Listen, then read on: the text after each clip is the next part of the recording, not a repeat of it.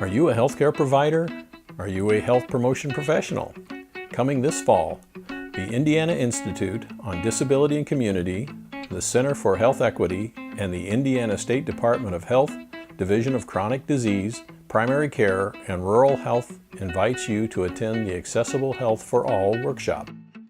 There are major health disparities for people with disabilities that don't exist for people without disabilities. People with disabilities are more likely to lack knowledge about access to health care and wellness centers, and it is an overall contributing factor to poor health.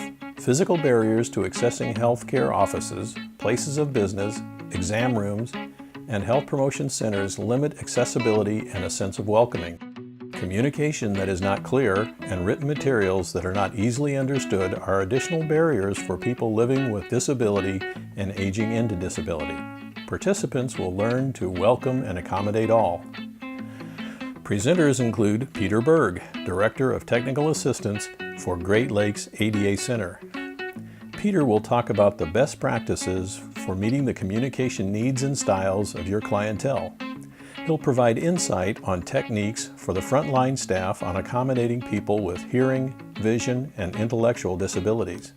Kim Parlberg is an architect with the International Code Council.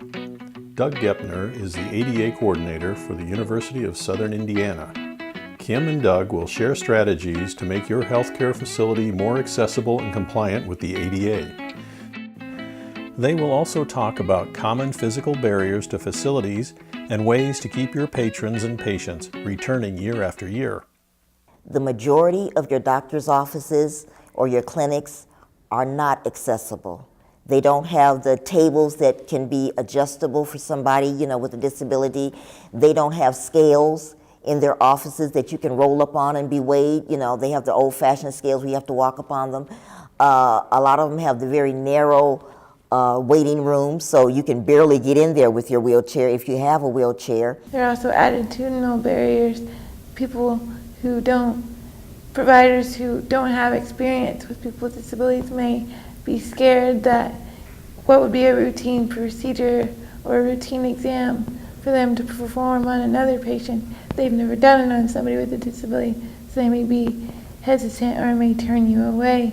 Hear firsthand experiences from local panel on some issues and experiences they have faced in healthcare, health promotion, and dental settings. The panel will discuss mobility and accessibility, communication and interaction, and strategies for a positive experience. Attendees can earn continuing education units.